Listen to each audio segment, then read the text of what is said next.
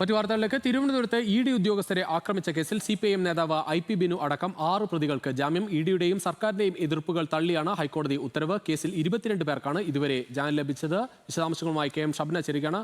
ഷബ്ന, വിശദാംശങ്ങൾ.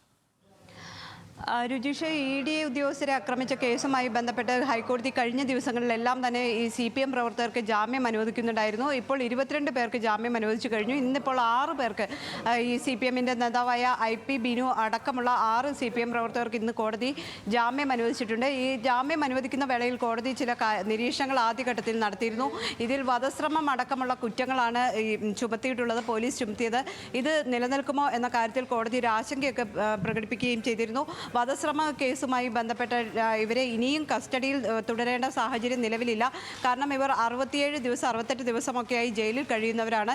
ഇത്രയും ദിവസം കസ്റ്റഡിയിൽ ഇരുന്നിട്ടും ഇവർ ആക്രമിച്ചു എന്ന് പറയുന്ന അല്ലെങ്കിൽ അതിനുപയോഗിച്ചു എന്ന് പറയുന്ന ആയുധം അടക്കമുള്ളവ കണ്ടെത്താനോ അല്ലെങ്കിൽ കൂടുതൽ തെളിവുകൾ ശേഖരിക്കാനോ പോലീസിന് സാധിച്ചിട്ടില്ല. അത്തരത്തിലില്ല. ഈ ഒരു സാഹചര്യത്തിൽ ഇനിയും പ്രതികളെ കസ്റ്റഡിയിൽ തുടരേണ്ട സാഹചര്യമില്ല എന്ന് ചൂണ്ടിക്കാണിച്ചുകൂടിയാണ് ഈ ജാമ്യം, പലരുടെയും ജാമ്യം അനുവദിച്ചിട്ടുള്ളത്. ഏതായാലും ജാമ്യ വ്യവസ്ഥ കർശനമാണ്. 1 ലക്ഷം രൂപയുടെ ബോണ്ട്, 2 ആൾജാമ്യം അടക്കമുള്ള കർശന ഉപാധികൾ വെച്ചിട്ടുണ്ട്. അത്തരത്തിൽ ഉപാധികളോട് കൂടിയിട്ടാണ് ഇപ്പോൾ ഈ ജാമ്യം അനുവദിച്ചിട്ടുള്ളത്. ED ഉദ്യോഗസ്ഥരെ ഈ റെയ്ഡിനെത്തുമ്പോൾ ആക്രമിച്ചു എന്നതാണ് പറയുന്നത്. അതിൽ ഗൂഢാലോചന ഉണ്ട് എന്ന പോലീസ് കേസ് രജിസ്റ്റർ ചെയ്തിരുന്നു. അത്തരത്തിലൊരു ഗൂഢാലോചന തെളിയിക്കത്തക്ക രീതിയിലുള്ള ഒന്നും തന്നെ ഉണ്ടായിട്ടില്ല. പെട്ടെന്ന് സംഘടിച്ചതാണ്. അതിൽ ഗൂഢാലോചനയോ അല്ലെങ്കിൽ ഉദ്യോഗസ്ഥരെ ആക്രമിക്കുക എന്ന ലക്ഷ്യമോ ഉണ്ടായിരുന്നില്ല എന്നാണ് പ്രതികളുടെ വാദം. ഏതായാലും ഇവർ കസ്റ്റഡിയിൽ കഴിഞ്ഞ കാലാവധി കണക്കിലെടുത്താണ് ഹൈക്കോടതി ഇപ്പോൾ എല്ലാവർക്കും ജാമ്യം അനുവദിക്കുന്നത്.